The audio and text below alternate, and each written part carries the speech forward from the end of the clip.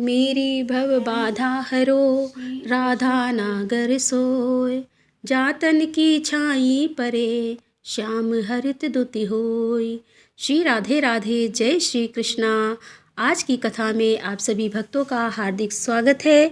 भगवान श्री कृष्ण और श्रीमती राधा रानी की कृपा सदैव आप पर और आपके समस्त परिवार पर बनी रहे।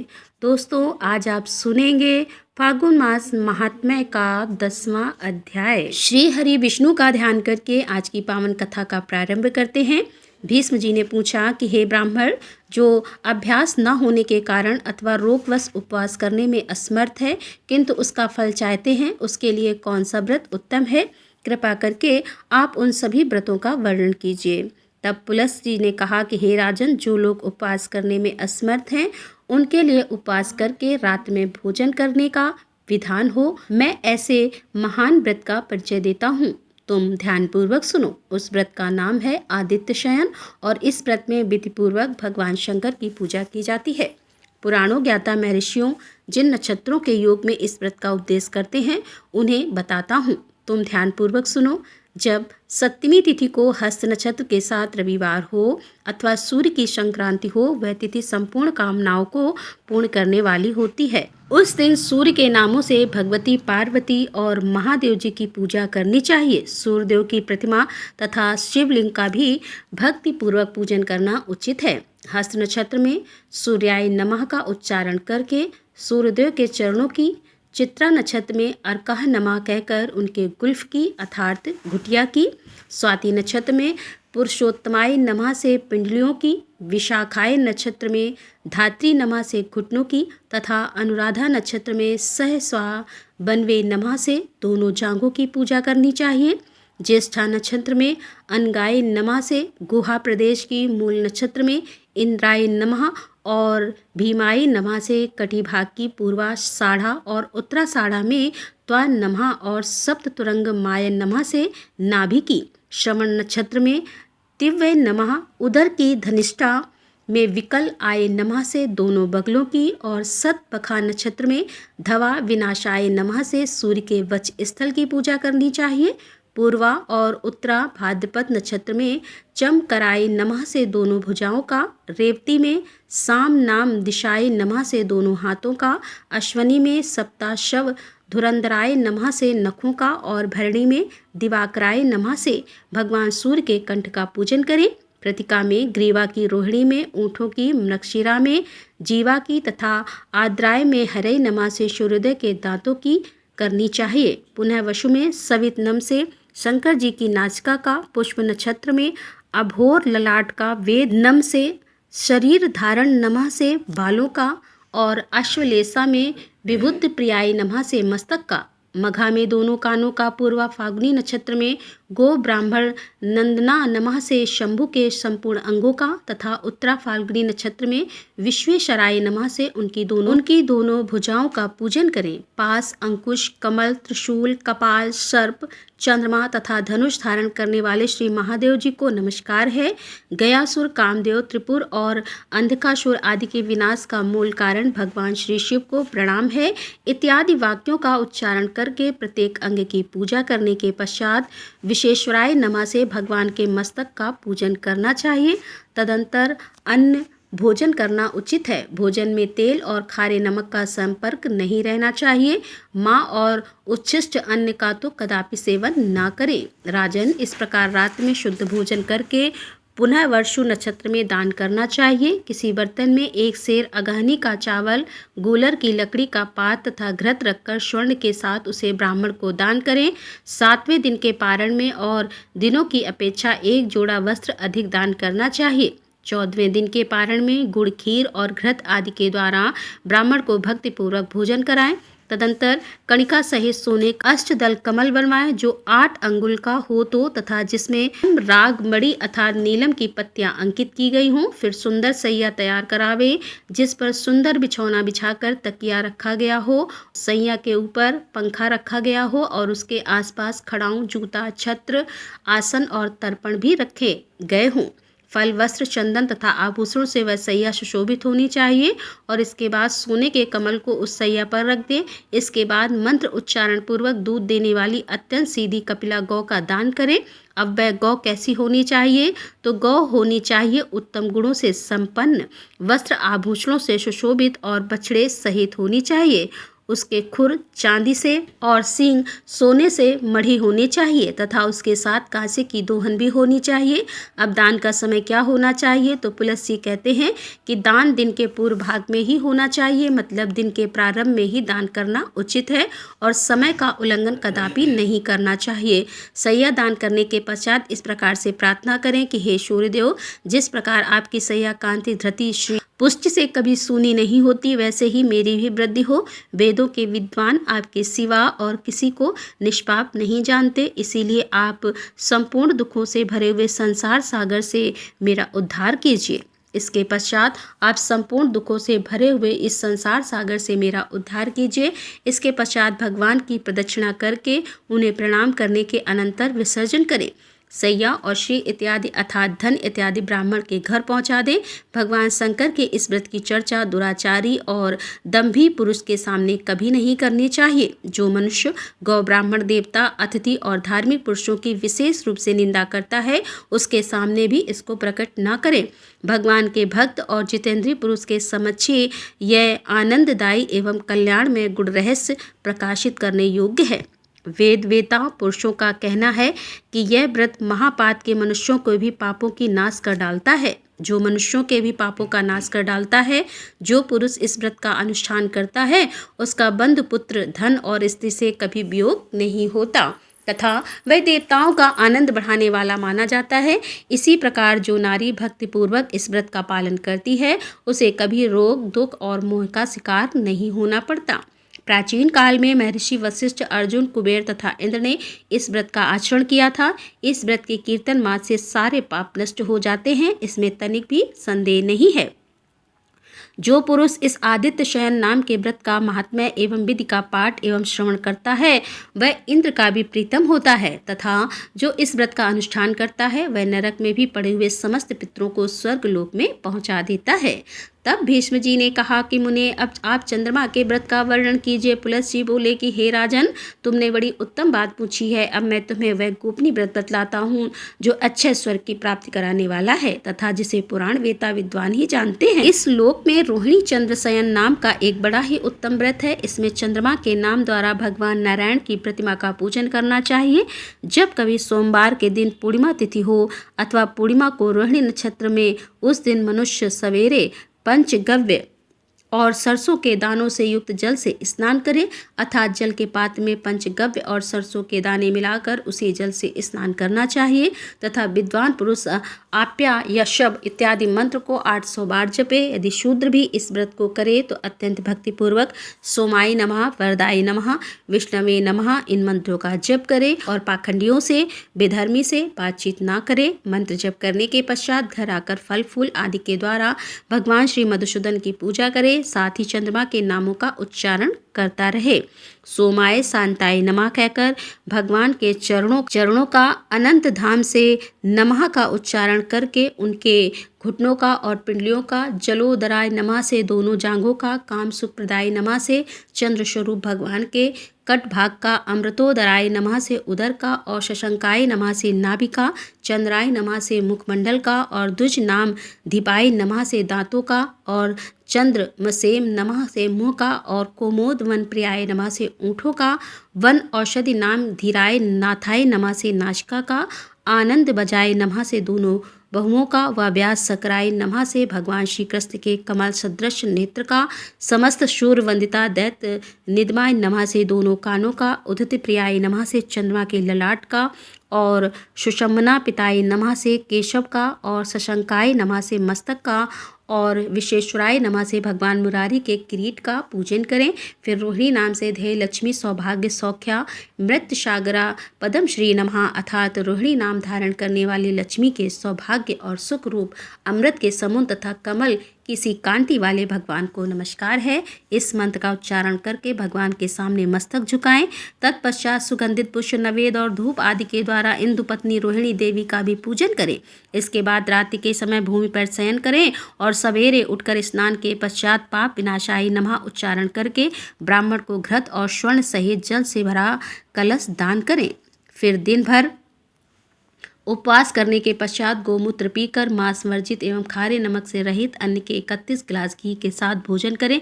तदंतर 2 घड़ी तक इतिहास पुराण आदि का श्रवण करें। हे राजन, चंद्रमा को कदम, नील कमल, केवड़ा, जाति पुष्प, कमल, सत पत्रिका, बिना कुमला कुब्ज के फूल, सिंधुवार, चमेली, अन्याय, श्वेत पुष्प, करवीर तथा चंपा यही फूल चढ़ाने चाहिए।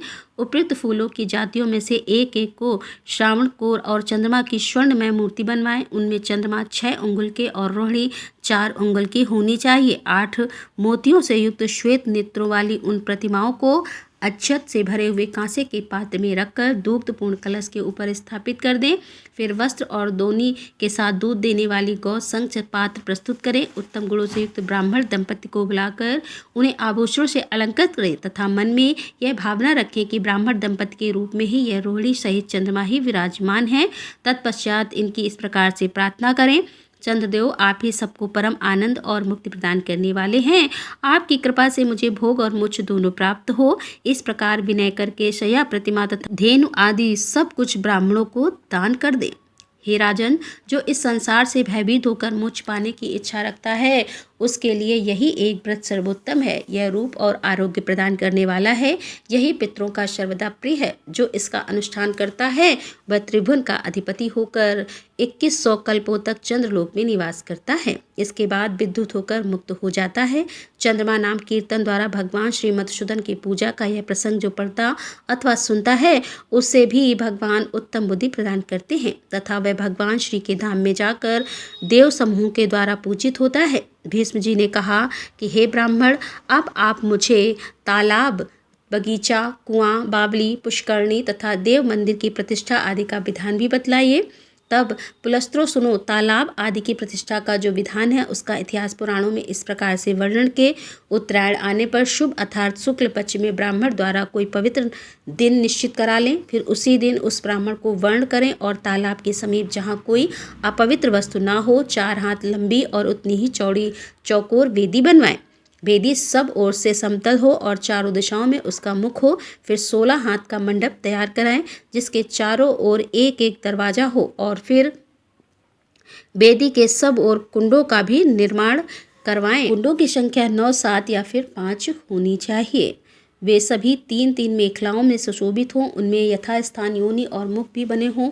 यथास्थान योनि और मुख भी बने होने चाहिए। योनि की लंबाई 1 बिता और चौड़ाई 6-7 अंगुल की ही मेखला 3 पर्व ऊंची और 1 हाथ लंबी होनी चाहिए। वे चारों ओर से एक समान एक रंग की बनी होनी चाहिए और उन सबके समीप ध्वजा और पताका लगाई जाए। मंडप के चारों ओर क्रमशः पीपल, गूलर, पाकड़ और बरगद की शाखाओं से दरवाजे बनाए जाएं। वहां पाल तथा 8 जप करने वाले ब्राह्मण का वर्ण किया जाए। वे सभी ब्राह्मण वेदों के पारगाव होने चाहिए। सब प्रकार के शुभ लक्षणों से संपन्न, मंत्रों के ज्ञाता, जितेंद्रिय, कुलीन, शीलवान एवं श्रेष्ठ ब्राह्मणों को ही इस कार्य में नियुक्त करना चाहिए। प्रत्येक कुंड के पास कलश, यज्ञ सामग्री, निर्मल आसन और दिव्य एवं विस्तृत ताम पात्र प्रस्तुत रहे तथा प्रत्येक देवता के लिए नाना प्रकार की बलि अर्थात दही, अक्षत आदि उत्तम भक्ष्य पदार्थ उपस्थित करें। विद्वान आचार्य मंत्र पढ़कर उन सामग्रियों के द्वारा पृथ्वी पर सब देवताओं के लिए बलि समर्पण करे और बलि के बराबर एक ग्रुप अर्थात यज्ञ स्तंभ स्थापित किया जाए जो किसी दूध वाले वृक्ष की शाखा का बना हुआ हो। ऐश्वर्य चाहने वाले पुरुष को यजमान के शरीर के बराबर ऊंचा यज्ञ स्तंभ स्थापित करना चाहिए। उसके बाद 25 ऋतुविजों का वर्ण करके उन्हें सोने के आभूषण से विभूषित करें। सोने के बने कुंडल, बाजूबंद, कड़े, अंगूठी, पवित्र तथा नाना प्रकार के वस्त्र, यह भी आभूषण प्रत्येक ऋषि को बराबर बराबर दें और आचार्य को दूना अर्पण करें। इसके सिवा उन्हें शैया तथा अपने को प्रिय लगने वाली अन्याय वस्तुएं भी प्रदान करें। सोने का बना हुआ कछुआ और मगर, चांदी के मच्छ और दंतु, तांबे के केकड़ा और मेढक तथा लोहे के 2 सूप बनवाकर सबको सोने के पात्र में रखें। इसके बाद यजमान वेद विद्वानों की बताई हुई विधि के अनुसार सर्वौषधि मिश्रित जल से स्नान करके श्वेत वस्त्र और श्वेत माला धारण करें। फिर श्वेत अर्थात चंदन लगाकर पत्नी और पुत्र पौत्र के साथ पश्चिम द्वार से वह मंडप में प्रवेश करें। उस समय मांगलिक शब्द होने चाहिए और फेरी आदि बजनी चाहिए। तदंतर विद्वान पुरुष 5 रंग के चूर्ण में मंडल बनाएं, उसमें 16 अरों से युक्त चक्र चिन्हित करें। उसके गर्भ में कमल का आकार बनाएं। चक्र देखने में सुंदर और चौकोर हो, चारों ओर से गोल होने के साथ ही मध्य भाग में अधिक शोभायमान जान पड़ता हो। उस चक्र को वेदी के ऊपर स्थापित करके उसके चारों ओर प्रत्येक दिशा में मंत्र और पाठ पूर्वक ग्रहों और लोकपालों की स्थापना करें। फिर मध्य भाग में वरुण संबंधी मंत्रों का उच्चारण करते हुए एक कलश स्थापित करें।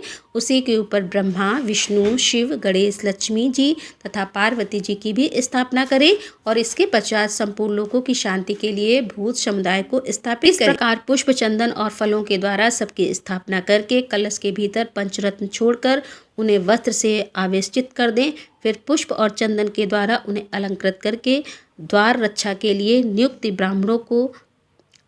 ब्राह्मणों से वेद पाठ करने के लिए कहें और स्वयं आचार्य का पूजन करें। पूर्व द्वार की ओर 2 ऋग्वेदी, दक्षिणा द्वार पर 2 यजुर्वेदी, पश्चिमी द्वार पर 2 सामवेदी तथा उत्तर द्वार पर 2 अथर्ववेदी विद्वानों को रखना चाहिए। यजमान मंडल की दक्षिणा भाग में उत्तराभिमुख मुख होकर बैठे और द्वार रक्षक विद्वानों से कहें कि आप लोग वेद पाठ करें। फिर यज्ञ कराने वाले आचार्य से कहें कि आप यज्ञ प्रारंभ करवाएं। तत्पश्चात जप करने वाले ब्राह्मणों से कहें कि आप लोग उत्तम मंत्रों का जप करते रहें। इस प्रकार सबको प्रेरित करके मंत्र यज्ञ पुरुष अग्नि को प्रज्वलित करें तथा मंत्र पाठ पूर्वक घी और समधा की आहुति दें। ऋतुज को भी वरुण संबंधी मंत्रों के द्वारा सब ओर से हवन करना चाहिए। ग्रहों के निमित्त विधिवत आहुति देकर उस यज्ञ कर्म में इंद्र, शिव, मरुद गण और लोकपालों के निमित्त भी विधिपूर्वक होम करें। पूर्व द्वार पर नियुक्त ऋग्वेदी ब्राह्मण शांति रुद्र, पवमान, सुमंगल तथा पुरुष संबंधी सूक्तों का पृथक पृथक जप करें। दक्षिण द्वार पर स्थित यजुर्वेदी विद्वान इंद्र, रुद्र, सोम, कुष्मांडा, अग्नि तथा सूर्य संबंधी मंत्रों का जप करें। पश्चिम द्वार पर रहने वाले शामदेव पुरुष सूक्त, सुपर्ण सूक्त, रुद्र संहिता, शिशुपंच, निधन, गायत, साम, ज्येष्ठ शाम और वामदेव और शाम बृहत, शाम ररव, शाम रथ, शाम गोवर्त, विकर्ण और रक्षोघ्नाग देवताओं की स्थापना करके हाथी और घोड़े के पैरों के नीचे कि जिस पर रथ चलता हो ऐसी सड़क बाम्बी को 2 नदियों के संगम की गौशाला की तथा साक्षात गांवों के पैर के नीचे की मिट्टी लेकर कलों में छोड़ दें। उसके बाद सर्व औषधि गोरोचन, सरसों के दाने, चंदन और गूगल भी छिड़कें। फिर पंचगव्य अर्थात दधि, दूध की भी, गोबर और गोमूत्र इस सभी को मिलाकर इनके जल से यजमान का विधिपूर्वक अभिषेक करें। अभिषेक के समय विद्वान पुरुष वेद मंत्रों का पाठ करते रहें।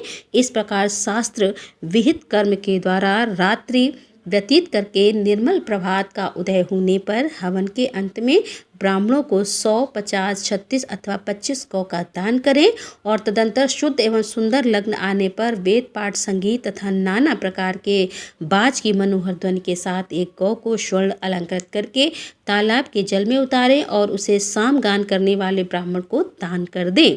तत्पश्चात पंचरत्नों से युक्त सोने का पात्र लेकर उसमें पर्वोक्त मगर और मछली आदि को रखें और फिर उसे किसी बड़ी नदी के मंगाए हुए जल से भर दें। फिर उस पात्र को दही अच्छे से विभूषित करके वेद और वेदांग के विद्वान 4 ब्राह्मण हाथों से पकड़े और यजमान की प्रेरणा से उसे उत्तराभिमुख पलटकर तालाब में जल डाल दें। इस प्रकार आपो मयो इत्यादि मंत्र के द्वारा उस जल में डालकर पुनः सब लोग यज्ञ मंडप में आ जाएं और यजमान सदस्यों की पूजा करके सब और देवताओं के उद्देश्य से बलि अर्पण करें। इसके बाद लगातार 4 दिनों तक हवन होना चाहिए। चौथे दिन चतुर्थी कर्म करना उचित है, उसमें भी यथाशक्ति दक्षिणा देनी चाहिए। चतुर्थी कर्म पूर्ण करके यज्ञ संबंधी जिसने पात्र और सामग्रियों उन्हें पंजों में बराबर बांट देनी चाहिए। फिर मंडप को भी विभाजित करें और स्वर्ण पात्र और सैया किसी ब्राह्मण को दान कर दें। इसके बाद अपनी शक्ति के अनुसार 108, 50 अथवा 20 ब्राह्मणों को भोजन करवाएं। पुराणों में तालाब की प्रतिष्ठा के लिए यही विधि बतलाई गई है। कुआं, बावली और पुष्करणी के लिए भी यही विधि है। देवताओं की प्रतिष्ठा में भी ऐसा ही विधान समझना चाहिए। मंदिर और बगीचे आदि के प्रतिष्ठा कार्य में केवल मंत्रों का ही भेद है। विधि विधान प्रायः एक से ही हैं और उपयुक्त विधि का यदि पूर्णतः पालन करने की शक्ति ना हो तो आधे वैसे भी यह कार्य संपन्न हो सकता है। यह बात ब्रह्मा जी ने कही है। राधे राधे, जय श्री कृष्ण। आज की कथा का यहीं पर समापन करती हूँ। इसके आगे का वृतांत आप कल की कथा में सुनेंगे। उम्मीद करती हूँ कि आज की कथा आपको ज़रूर पसंद आई होगी। तो अगर कथा आपको पसंद आई है तो वीडियो को लाइक ज़रूर कीजिए और अगर संभव हो तो वीडियो को शेयर भी ज़रूर कीजिए और कमेंट बॉक्स में राधे राधे ज़रूर लिख दीजिए। तो दोस्तों, मिलते हैं इसके अगले अध्याय में। तब तक के लिए राधे राधे, जय श्री कृष्णा, हर हर महादेव, जय भोलेनाथ की।